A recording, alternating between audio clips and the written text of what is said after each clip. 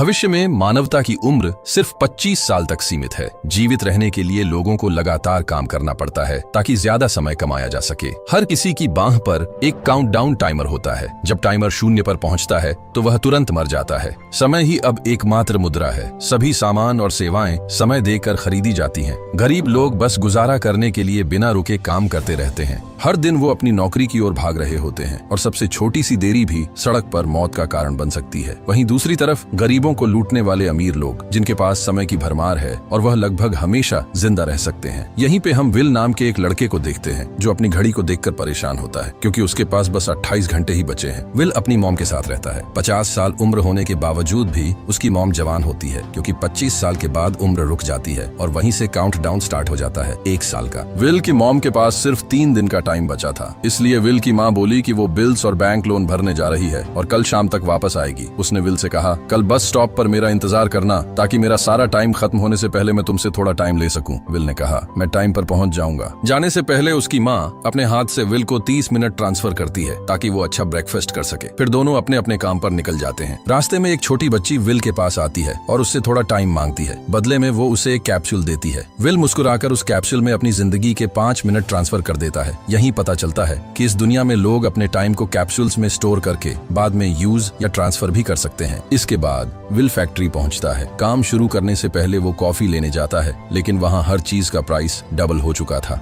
जो कॉफी पहले 2 मिनट में मिलती थी अब 4 मिनट की हो गई थी। यहाँ बिना किसी वार्निंग के कभी भी प्राइसेस बढ़ा दिए जाते थे। मजबूरी में विल 4 मिनट पे करके कॉफी लेता है और काम पर लग जाता है। रात को काम खत्म होने के बाद विल अपने दोस्त के साथ एक बार में जाता है। उसका दोस्त हमेशा शराब के नशे में डूबा रहता था। वो विल को इशारे से बताता है कि एक आदमी सबको फ्री ड्रिंक्स पिला रहा है और उसके पास बहुत ज्यादा टाइम है। जब विल ने उस आदमी की घड़ी देखी तो उसमें 116 साल थे। ये देखकर वो समझ गया कि ये आदमी ग्रीनिच सिटी से है, क्योंकि गेटो में लोगों के पास मुश्किल से 2 दिन का टाइम होता था। विल उस आदमी के पास जाकर उसे वार्न करता है, तुम्हें यहाँ नहीं होना चाहिए, यहाँ लोग तुम्हें मारकर तुम्हारा टाइम चुरा लेंगे। लेकिन वो आदमी उसकी बात को सीरियसली नहीं लेता और ड्रिंक करता रहता है। तभी वहां फोर्टिस नाम का खतरनाक गैंगस्टर अपने ग्रुप के साथ पहुंचता है। उसे देखते ही सारे लोग डरकर भाग जाते हैं। ये लोग जबरदस्ती लोगों का टाइम लूटते थे। विल का दोस्त उसे वहां से खींच कर ले जाना चाहता है, लेकिन विल छिपकर सब देखने लगता है। फोर्टिस उस अमीर आदमी को चैलेंज देता है कि दोनों आर्म रेसलिंग जैसी टाइम फाइट करेंगे। जो हारेगा उसका पूरा टाइम दूसरे को ट्रांसफर हो जाएगा। इस फाइट में जिसकी कलाई नीचे जाती उसका टाइम कम होने लगता और सामने वाले के हाथ में ट्रांसफर होता जाता। हारने वाला आखिर में मर जाता।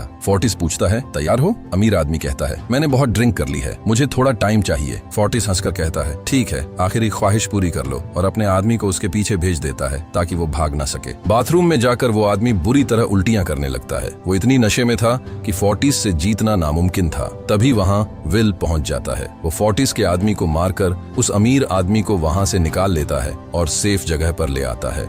विल ने उस अमीर आदमी से कहा कि मैंने तुमसे कहा भी कि तुम्हारी जान को खतरा है, तुम जानबूझकर अपना टाइम क्यों बर्बाद कर रहे हो। वह आदमी विल को अपना नाम हेनरी बताता है और वह विल से पूछता है कि तुम्हारी उम्र कितनी है। विल ने बताया 28 साल। हेनरी ने कहा, मेरी उम्र 105 साल है और अब मैं जिंदगी से थक चुका हूँ। मैंने अपनी लाइफ में हर एक चीज का मजा लिया है और अब मुझे जिंदगी की जरूरत नहीं है, मैं जीना नहीं चाहता। यह सुनकर विल ने हैरानी से पूछा, आखिर तुम कहना क्या चाहते हो? इस पर हेनरी ने कहा, लगता है तुम अब तक हकीकत से अनजान हो। क्या तुमने कभी सोचा है कि इस दुनिया में अलग अलग टाइम जोन्स क्यों बनाए गए हैं? आखिर क्यों तुम्हारे टाइम जोन गेटो में किसी भी वक्त चीजों के दाम और टैक्स बढ़ा दिए जाते हैं? दरअसल महंगाई जानबूझकर बढ़ा दी जाती है ताकि गरीब लोग मरते रहें और उनकी मौत का फायदा ग्रीनविच टाइम जोन के अमीर लोगों को होता रहे। असल में यह सारा सिस्टम उन्हीं का बनाया हुआ है। जरा सोचो, वहाँ ग्रीनविच टाइम जोन में लोगों के पास जीने के लिए हजारों साल हैं, लेकिन यहाँ गेटो में तुम लोग हर रोज जीने के लिए मेहनत मजदूरी करते हो। ऐसा इसलिए है क्योंकि उन्होंने तुम्हें यह करने के लिए मजबूर किया है। वो लोग तुम लोगों को ज्यादा टाइम देना ही नहीं चाहते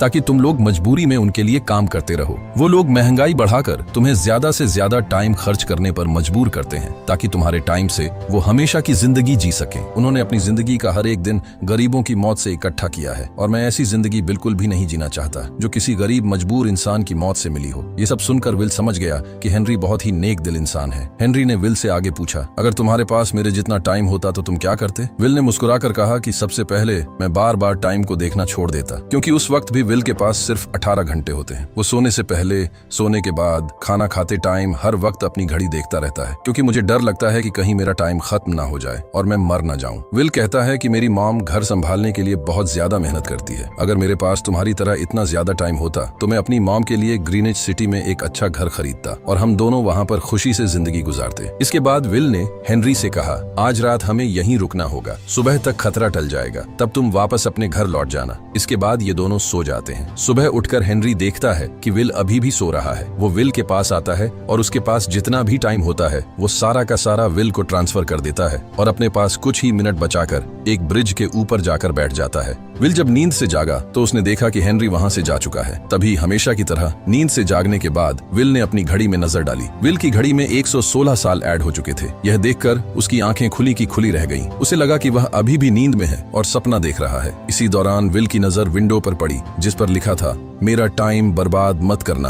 वो समझ जाता है कि हेनरी ने मुझे अपना सारा समय दे दिया है। तभी विल ने हेनरी को दूर एक ब्रिज के किनारे पर बैठे देखा। विल जल्दी से हेनरी की तरफ भागा, लेकिन अब बहुत देर हो चुकी थी, क्योंकि हेनरी के पास अब बस कुछ ही सेकंड्स बचे थे और थोड़ी देर बाद वो एक झटके से मरकर ब्रिज से नीचे पानी में गिर गया। विल को हेनरी की मौत का बहुत ज्यादा दुख होता है। अब विल के पास 116 साल की जिंदगी थी और वो समझ जाता है कि अगर मैं यहाँ पर रहा तो लोग समझेंगे कि हेनरी को इसी ने मारा है। विल जल्दी से अपने दोस्त के पास जाता है। विल का दोस्त विल के हाथ में इतना सारा टाइम देखकर शॉक रह जाता है, जिसके बाद विल ने अपने दोस्त को दोस्ती की खातिर 10 साल का टाइम दिया। ये देखकर विल का दोस्त उसका दिल से शुक्रिया अदा करता है। विल कहता है कि यहाँ रहना मेरे लिए अब ठीक नहीं, क्योंकि इतने ज्यादा टाइम को देखते हुए मेरा टाइम छीनने के लिए कोई भी मुझे मार सकता है। अब मैं अपनी माँ के लिए ग्रीनिच सिटी में एक अच्छा सा घर खरीद सकता हूँ और वहाँ पर एक सेफ लाइफ गुजारूंगा। जिसके बाद विल अपने दोस्त को गुड बाय कहकर वहाँ से निकल जाता है और सीधा उस बस स्टॉप पर जाकर माँ का इंतजार करने लगता है,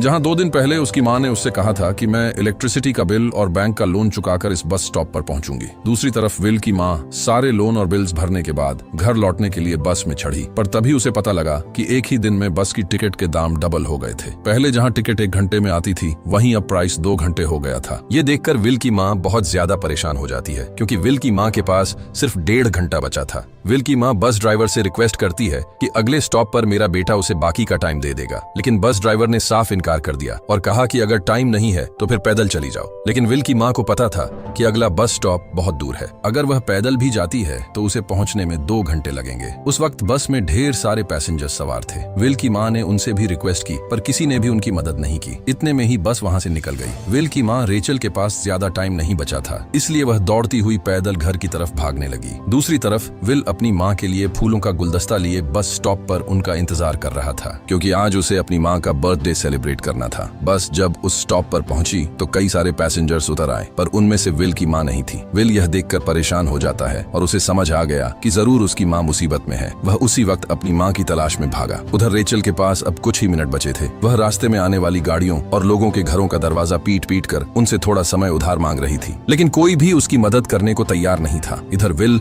जब कुछ दूर गया तो उसे उसकी माँ दौड़ती हुई नजर आ गई। अपनी माँ को भागते हुए देख विल समझ गया कि उनके पास ज्यादा टाइम नहीं है। वह अपना हाथ आगे करके तेजी से उनकी तरफ दौड़ने लगा। उधर रेचल के पास अब सिर्फ 10 सेकंड्स ही रह गए थे। वह भी पूरी तेजी से विल की ओर भाग रही थी, लेकिन जैसे ही रेचल अपने बेटे विल के पास पहुंची उसका टाइम खत्म हो जाता है और वह मर जाती है। यह देखकर विल को बहुत दुख होता है, क्योंकि उसने अपनी माँ के लिए क्या कुछ नहीं सोचा था। वह चीख चीख कर रोने लगा। अगली सुबह तक हेनरी की डेड बॉडी टाइम कीपर्स को मिल चुकी थी। ये टाइम कीपर्स वहाँ पर इन्वेस्टिगेशन करते हैं। आज की दुनिया में टाइम कीपर्स होते थे जो पुलिस की तरह थे। इन टाइम कीपर्स का काम भी क्राइम को रोकना होता है। टाइम कीपर्स के ऑफिसर रेमंड ने उस जगह में अच्छी तरह से जांच की, लेकिन उसे कोई भी क्लू नहीं मिला। तभी रेमंड की नजर उस ब्रिज के पास लगे सीसीटीवी कैमरा की तरफ गई। फुटेज चेक करने सीसीटीवी रूम के लिए निकल पड़ा। दूसरी तरफ विल समझ चुका था कि उसकी मॉम की मौत के लिए ग्रीनविच में रहने वाले अमीर लोग ही जिम्मेदार हैं, जिन्होंने गेटो शहर के लोगों को एक एक सेकंड का मोहताज बना दिया है।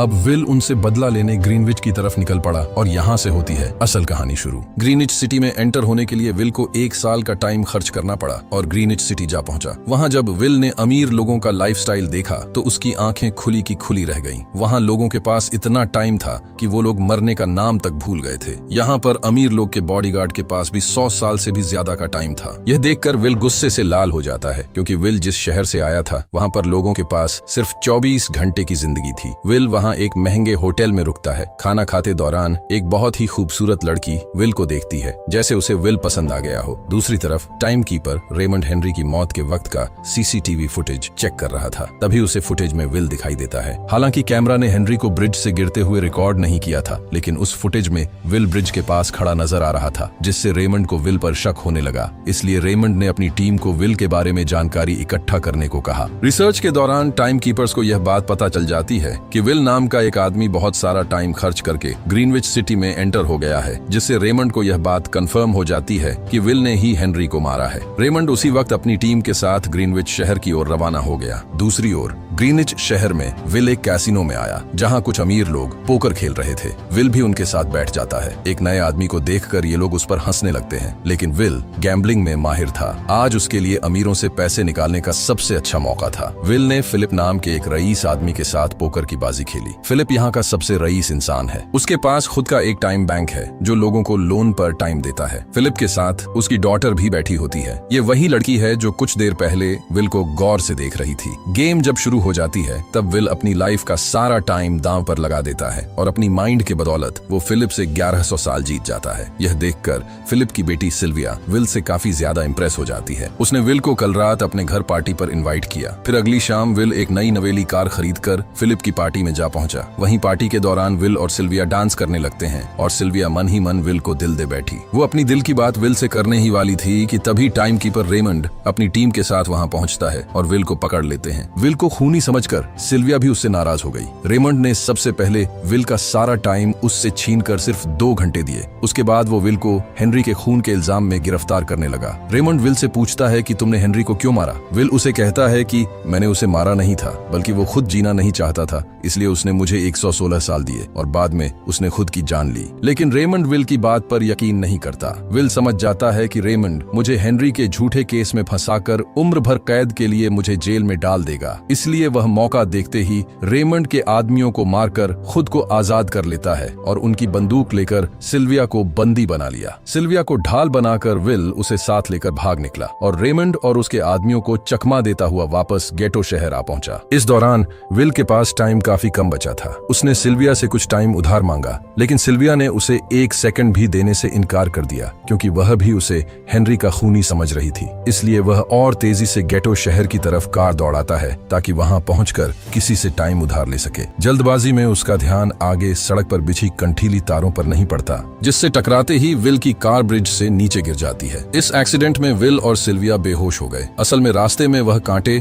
फोर्टिस और उसकी गैंग ने बिछाए थे। फोर्टिस ने देखा कि सिल्विया के पास 10 साल का टाइम था। वह सिल्विया का सारा टाइम चुराकर वहां से निकल जाते हैं। इतने में ही विल और सिल्विया को होश आया। सिल्विया ने जब अपने हाथ की तरफ देखा तो वह परेशान हुई, क्योंकि उसके पास सिर्फ 30 मिनट ही बचे थे और विल के पास भी कुछ मिनट ही बचे थे। पर फिर भी उसने सिल्विया को अपने कुछ मिनट दिए, जिससे इन दोनों का टाइम बराबर हो गया। इसके बाद विल सिल्विया को लेकर जल्दी से अपने दोस्त के घर जाता है, जिसे उसने 10 साल दिए थे। जब उसके दोस्त की वाइफ ने दरवाजा खोला और उसने विल को देखा तो उसने विल से नाराजगी जताते हुए कहा, तुम्हारे दिए हुए 10 साल ने मेरे हस्बैंड की जान ले ली। उसने सारा टाइम शराब में उड़ा दिया, जिससे उसकी मौत हुई। ये सुनकर विल मायूस हो गया, लेकिन अब इन दोनों के पास भी ज्यादा टाइम नहीं था। अगर यह दोनों जल्दी से कुछ नहीं करते तो इनकी भी मौत पक्की थी। तभी विल ने सिल्विया के कानों में ईयरिंग देखी जो हीरे की थी। उसे बेचकर विल और सिल्विया को 2 दिन का टाइम मिल गया। इसके बाद विल सिल्विया को लेकर फोन बूथ पर आया। उसने सिल्विया के पिता फिलिप को कॉल किया और बताया कि उसकी बेटी अब तक सही सलामत है। उस वक्त रेमॉन्ड भी फिलिप के पास ही मौजूद था और विल को भी पता था कि रेमॉन्ड भी वहाँ मौजूद है। विल ने सिल्विया को छोड़ने के बदले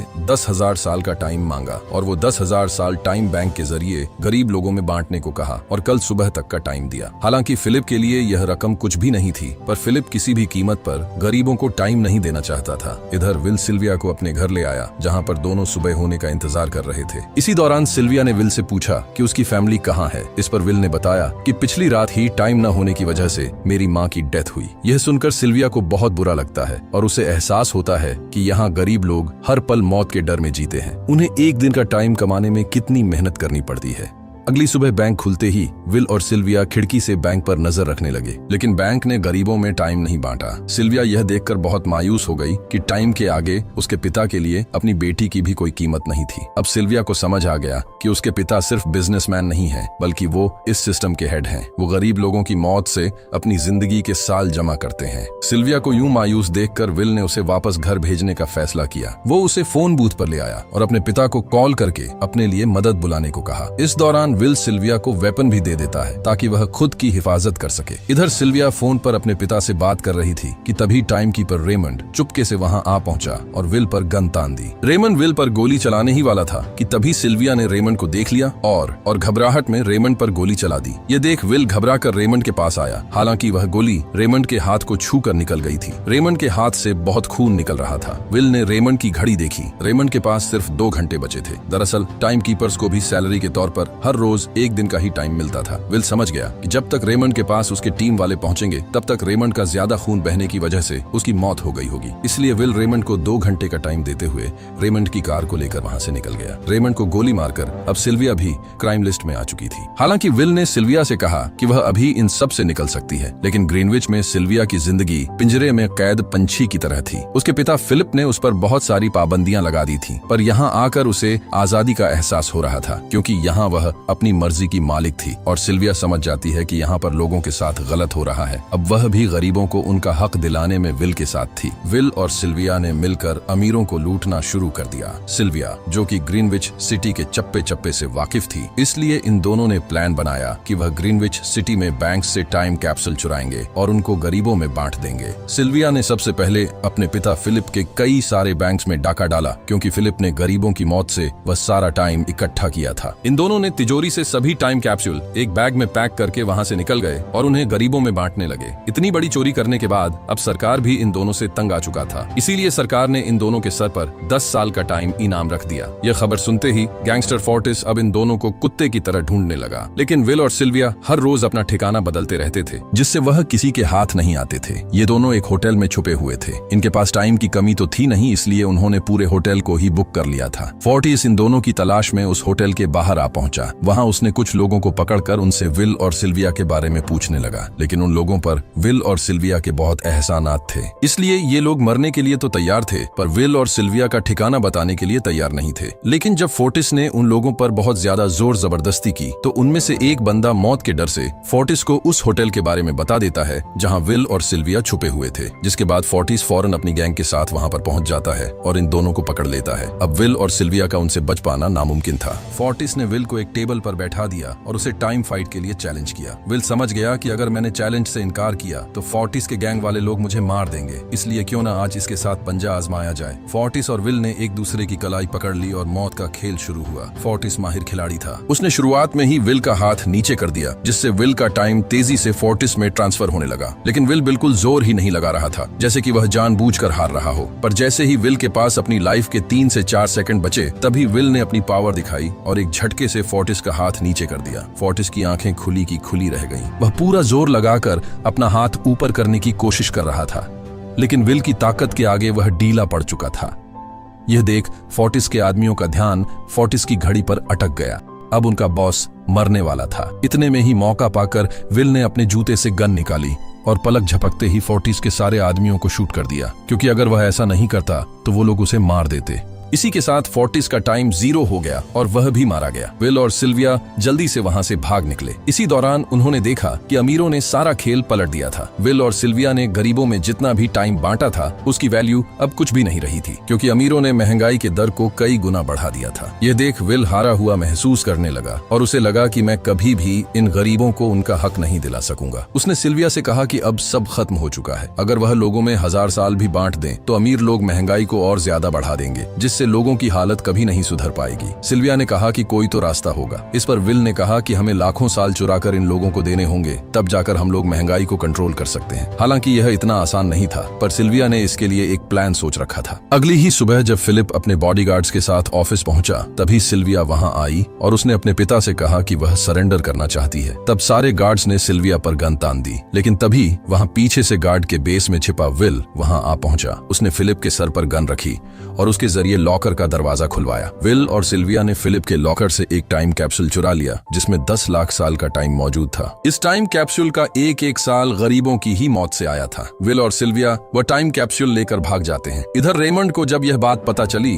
तो वह फौरन विल और सिल्विया के पीछे लग गया। जब रेमंड ने अपने हाथ पर घड़ी को देखा तो उसके पास 1 घंटे से भी कम टाइम बचा हुआ था। वह हेडक्वार्टर कॉल करके कहता है कि मुझे मेरी सैलरी कैप्सूल में भेज दो, मेरे पास टाइम कम है। लेकिन इससे पहले कि वह अपनी बॉडी में कैप्सूल से टाइम ट्रांसफर कर पाता, उसे विल की कार दिख जाती है और वह कैप्सूल से अपनी बॉडी में बिना टाइम ट्रांसफर किए उनके पीछे लग जाता है। क्योंकि अगर वह 10 लाख साल गरीबों को मिल जाते तो गेटो टाइम जोन का हर एक इंसान अमर हो जाता और अमीरों का बनाया पूरा सिस्टम तहस नहस हो जाता। रेमंड ने विल और सिल्विया को पकड़ने के लिए अपनी पूरी जी जान लगा दी, लेकिन वह उन्हें रोक नहीं पाया। विल और सिल्विया रेमंड को चकमा देकर गेटो शहर आ गए और वह टाइम कैप्सूल एक बच्ची के हाथों में सौंप दिया। उन्हें पता था कि रेमंड सीधा हमारे पीछे गेटो शहर पहुंचेगा, इसलिए उन्होंने इस जगह को छोड़कर एक सुनसान जगह पर चले गए। उधर उन्होंने गेटो शहर के लोगों में लाखों साल बांटकर उन्हें अमर कर दिया था, लेकिन खुद इन दोनों के पास बहुत ही कम टाइम बच जाता है। बदकिस्मती से उसी पल रेमंड ने उन्हें पकड़ लिया। रेमंड ने विल को धमकी देते हुए कहा, अगर तुम्हें अपनी जान प्यारी है तो चुराया हुआ सारा टाइम वापस कर दो। तब विल ने उसे अपनी घड़ी का समय दिखाया। विल और सिल्विया के पास कुछ ही मिनट बचे थे। विल ने रेमंड से कहा, कहीं तुम भूल तो नहीं गए? याद है जब तुम मरने वाले थे तो मैंने तुम्हें कुछ टाइम उधार दिया था, टाइम तो तुम्हें मुझे वापस करना चाहिए। ये सुनकर रेमंड को याद आया कि विल और सिल्विया को पकड़ने की जल्दी में उसने अपने टाइम पर ध्यान ही नहीं दिया। जब उसने अपनी घड़ी पर नजर डाली तो उसके पास सिर्फ 5 सेकंड ही बचे थे, जो देखते ही देखते 0 हो गए और रेमंड मारा गया। विल और सिल्विया रेमंड से तो बच गए थे, पर इन दोनों के पास भी अब सिर्फ एक मिनट ही बचा था। ऊपर से उस सुनसान इलाके में उनकी मदद करने वाला भी अब कोई नहीं था। उन्हें अपनी मौत साफ नजर आ रही थी। इन दोनों ने मायूस होकर एक दूसरे को गले लगाया और तभी विल को रेमंड की कार नजर आई। विल फौरन कार की तरफ भागा और वहां पहुंचकर उसने रेमंड की सैलरी का टाइम अपनी घड़ी में ट्रांसफर कर दिया। इसके बाद वह सिल्विया को भी टाइम देने उसकी ओर भागने लगा। सिल्विया भी तेजी से विल की ओर दौड़ रही थी। सिल्विया के पास कुछ ही सेकंड्स बचे हुए थे। ये बिल्कुल उसी तरह का पल था जिस तरह से विल ने अपनी मॉम को खोया था। विल ने अपनी मॉम को तो खो दिया था, पर सिल्विया को नहीं खोना चाहता था। विल सिल्विया के बिल्कुल करीब ही था, पर तभी सिल्विया विल की बाहों में गिर पड़ी। लकीली विल ने सही वक्त पर सिल्विया का हाथ थाम लिया था, जिससे उसकी जान बच गई। विल और सिल्विया की बदौलत अब डेटन शहर के सारे लोग अमर हो चुके थे। अब उन्हें एक घंटे कमाने के लिए फैक्ट्रीज में काम करने की जरूरत नहीं थी। वह सभी अपने सपनों को पूरा करने ग्रीनविच शहर की ओर निकल पड़े, जिससे अमीरों का बनाया सारा सिस्टम फेल हो गया। वहीं इसी के साथ यह कहानी खत्म हो जाती है। अगर आपको वीडियो अच्छी लगी हो तो हमारे चैनल को सब्सक्राइब और वीडियो को लाइक जरूर कीजिएगा।